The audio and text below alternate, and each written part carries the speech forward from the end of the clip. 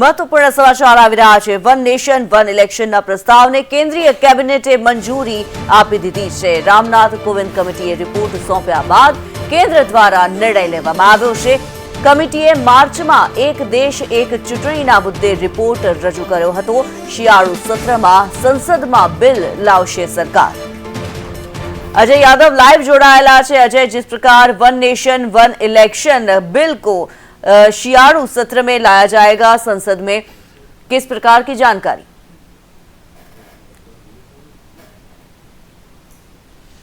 देखिए, निश्चित तौर पे वन नेशन वन इलेक्शन को लेकर के प्रधानमंत्री नरेंद्र मोदी लंबे समय से कहते आ रहे हैं कि भारत एक ऐसा देश है जहां पे लंबे समय तक यानी साल भर कोई न कोई इलेक्शन चलता रहता है।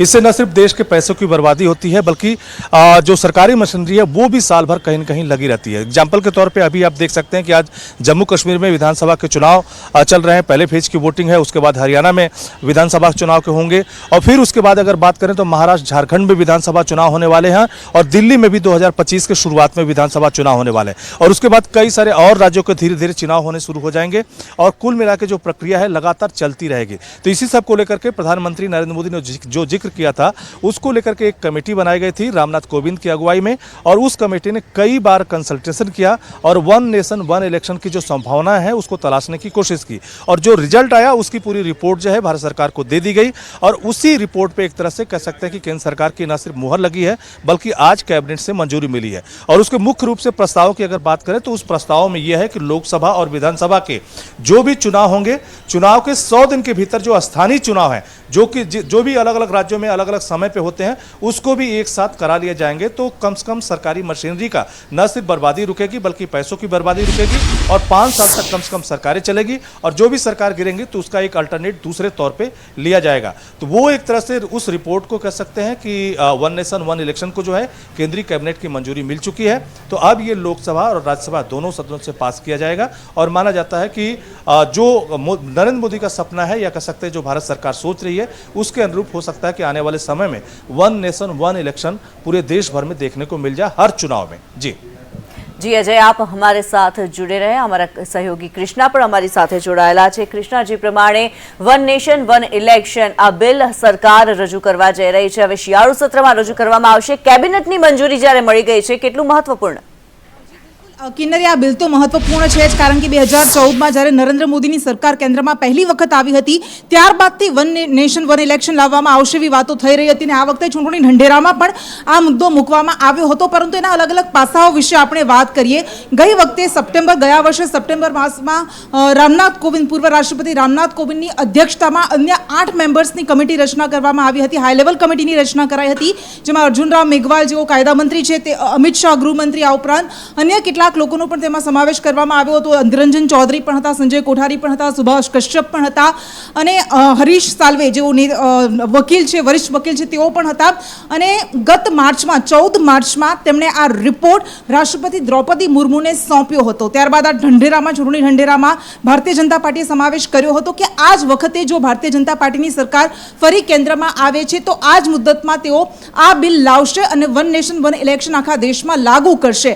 પરંતુ શું એની વાતો છે, જોગવાઈઓ શું છે, પેનલ દ્વારા શું સૂચનો આપવામાં આવ્યા હતા? અજય યાદવે વાત કરી કે પહેલા તબક્કામાં તમામ રાજ્યોમાં અને દેશમાં કેન્દ્રીય ચૂંટણી એક સાથે યોજવામાં આવશે અને બીજા તબક્કામાં આ બંનેની સાથે સાથે 100 દિવસની અંદર જે સ્થાનિક સ્વરાજ્યની ચૂંટણીઓ હોય એ પણ યોજવામાં આવશે। પરંતુ આમાં બંધારણીય અવરોધ ક્યાં રહેલા છે એ પણ જાણવું જરૂરી છે કારણ કે બંધારણીય સુધારા પણ કરવા પડશે। પહેલું જે વાત થઈ કેન્દ્રીય ચૂંટણી અને રાજ્યોની ચૂંટણી એક સાથે યોજવામાં આવે છે, એક તર્ક મૂકવામાં આવી રહ્યો હતો એ હતો કે વારંવાર અલગ અલગ ચૂંટણીઓ દેશમાં અત્યારે એક સાથે 5 થી 6 ચૂંટણીઓ અલગ અલગ તબક્કે યોજાતી રહે છે અને જો સ્થાનિક સ્વરાજ્યની ચૂંટણીઓને આમાં એડ કરીએ તો એ સંખ્યા વધી જાય છે। એના કારણે વારંવાર ઇલેક્શન મશીનરીનો ઉપયોગ થાય છે, ખર્ચ થાય છે, વિકાસના ઘણા બધા કાર્યો પણ અવરોધાઈ જાય છે કારણ કે મોડલ કોડ ઓફ કન્ડક્ટ વારંવાર લાગુ કરવો પડે છે અને એના કારણે જે પણ કાર્યો થતા હોય ખર્ચ બહુ મોટા પાયે થાય છે અને એક ઇલેક્ટોરલ ફટીગ મતદાતાઓમાં એક થાકનો પણ અનુભવાય થાય છે કારણ કે વારંવાર ચૂંટણીઓ આવતી રહે છે અને એમને મતદાન કરવું પડે છે।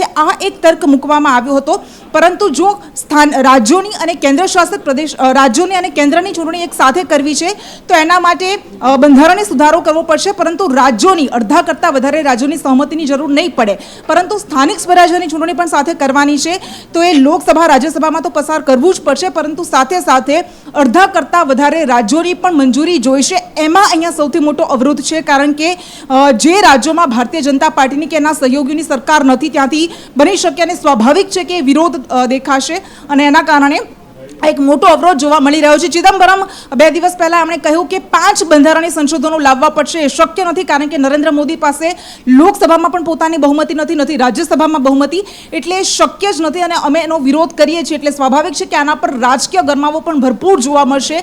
પરંતુ એવું પહેલી વખત નથી કિન્નરી, કારણ કે જ્યારે દેશને આઝાદી મળી અને ત્યારબાદ આપણી ઇલેક્શન મશીનરી શરૂ થઈ ત્યારે 1957 સુધી લગભગ કેન્દ્રની ચૂંટણી અને રાજ્યોની ચૂંટણી એક સાથે જ યોજાતી હતી, અને 1967 સુધી 1957માં તો 7 રાજ્યોની ચૂંટણી, જેમાં મદ્રાસ હતું, એ સમયે મુંબઈ હતું, વેસ્ટ બેંગોલ હતું, યુપી હતું, આ બધા જ રાજ્યોની ચૂંટણી એક સાથે થઈ હતી, અને 1967 સુધી આ સિલસિલો એકંદરે ચાલતો રહ્યો હતો. પરંતુ ત્યારબાદ અલગ અલગ કેન્દ્રમાં જે સરકારો આવી અને બંધારણીય જોગવાઈઓનો ઉપયોગ કરીને રાજ્યોમાં જે સરકારો હતી એને ડિસમિસ કરવાની શરૂ કરી, અને એના કારણે બધી જ રાજ્ય સરકારોનો જે કાર્યકાળ હોય એ અલગ અલગ થઈ ગયો, અને ત્યારથી એ શરૂઆત થઈ કે બધા જ રાજ્યોમાં અલગ અલગ સમયે ચૂંટણીઓ થવા લાગી. પરંતુ જે પેનલ સૂચન કરવામાં આવ્યા છે એને ધ્યાનમાં લેવા પડશે, અને જે ઓબ્સ્ટિકલ્સ, અવરોધોની આપણે વાત કરીએ, ખૂબ ધ્યાનમાં રાખવા પડશે, કારણ કે એ જ એક સૌથી મોટું કારણ છે કે જેના કારણે એવું કહેવામાં આવી રહ્યું છે કે આ ખરેખર પ્રેક્ટિકલી શક્ય બનશે કે કેમ એ જોવાનું રહેશે. કિન્નરી, આ ભારતીય જનતા પાર્ટીનો ઇલેક્શન મેનિફેસ્ટો હતો, અને ગત સ્વતંત્રતા દિવસે પ્રધાનમંત્રી નરેન્દ્ર મોદીએ કહ્યું હતું કે આ સમયની જરૂરિયાત છે, આ તાતી જરૂરિયાત છે કે આખા દેશમાં એક સાથે ઇલેક્શન યોજવામાં આવે, જેના કારણે દેશનો વિકાસ અને રાજ્યોનો વિકાસ સારી રીતે થઈ શકે, કોઈ અવરોધ ન નડે. અને અમિત શાહે પણ 2 દિવસ પહેલા એ કહ્યું હતું, પરંતુ એ જોવું પડશે કે જે પણ બંધારણીય અવરોધો છે એને કેવી રીતે દૂર કરવામાં આવે છે. જી, ધન્યવાદ કૃષ્ણા, ધન્યવાદ અજય इस जानकारी के लिए.